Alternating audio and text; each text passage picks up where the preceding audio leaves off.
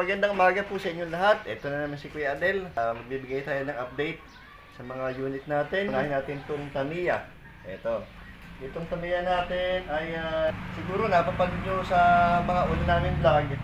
Na ito yung sinari natin sa Casio. Ayan o. B2B. Ayan. Sinari natin noong October. Ayan. Awan nyo Diyos, nakakuha naman tayo ng award. Best Islam at saka Best Tamiya 15. Ibig sabihin, Best Tamiya 15, ring 15. Kasi may mga ring 13. Medyo may siya ng konti. Kanya-kanya sukat. Ayun, sukat yun, sukat ng gulong. Ito ang Best Islam, ibig sabihin, pinaka-lowered. Ayan.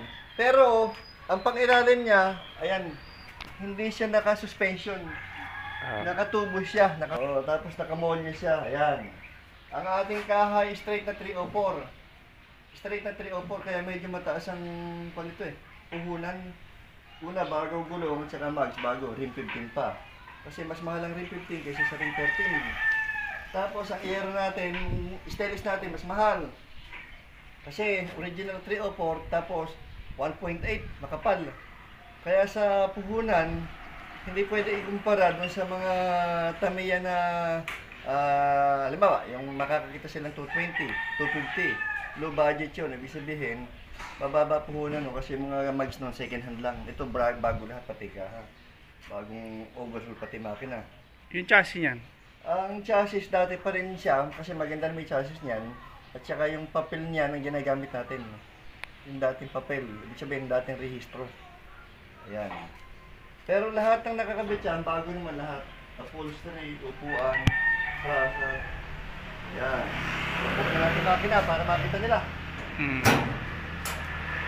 Buksan natin makina. Ayan, malikabok nga lang. Malikabok. Ayan. Kasi hindi nagigamit. Ayan. Ayan. Bago battery natin. Ayan. Ayan, bagong bukas ang makina na yan. Ayan, nilagyan natin ng shroud kasi kwanto para sa cooling system hindi masyado mag-init. Ayan. In-overhaul ba yan? In-overhaul yan. In-overhaul yan. 5 speed ba? 4 speed ba daw? Alam ko 4 speed lang yan. Nung isinali sa Casio to, hindi pa binubuksan ng makina. Kasi gahol na sa oras Halos 2 weeks lang kami nag-prepare Pagkatapos ng Casio, saka namin pinabuksan ng makina. Ayan. Kasi hindi pa pwede, hindi pa bubuksan Kasi nga, ibebenta. Ayan. Okay tayo dito. Restore na Wrangler. Ang makina to, RF. RF makina. Ayan. Tapos ang gulo niya, ayan, ang laki tama-tama sa Wrangler. Binago natin yung design ng Wrangler niya. Tinanggal natin yung dating flaring niya. Ayan. Pinalitan natin ng pang off-road na pang flaring, pang... Ito kasi bagay na bagay sa mga top-down Kaya ganito pinalit natin. Ganda. Ganyan tubo. Kulay niya, no? Oo. Yung makikita niyong flaring yung dire-diretso, lumang modelo na kasi yun. Kaya ang ginawa natin, tinanggal natin dating flaring, nagpalit tayo ng bago. Ayan, kung mapapansin nyo, malapad siya at saka may design. Tapos yan, lagyan natin ng tubo na depress. Ayan ang tamang-tama sa mga pang off-road. Kung mapapansin nyo, sa Amerika, puro ganyan ang forma ng mga Wrangler. Kaya ibinagay natin. Yung ating Wrangler doon na 4x4, na 4D56 na turbo, ganito rin yung gagawin natin doon. Itatap down na lang natin. Itong itim? O yung itim, hindi na natin i-aircon kasi mas maporme ganito Oo. Nagkatalo lang naman sayang, sarado, ito open. 4-wheel drive, tama-tama yun, pang off-road talaga yun. Ayan. Yan ang isusunod natin na i-restore. Pero ito, tapos na to. Kaya kabit na lang ng electrician yung mga gauge na bago yan.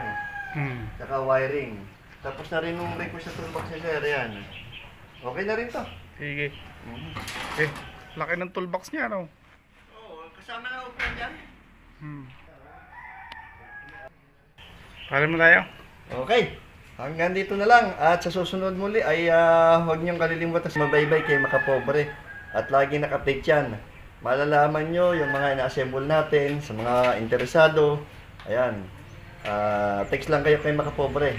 Dadalhin kayo dito niyan para magpa-assemble kayo ng gusto niyo sasakyan. Okay, maraming salamat po. Magandang umaga. Sige, thank you. Ayan, hanggang sa muli ang aming update. Abangan nyo mga kapobre. Salamat sa panonood. Magandang araw.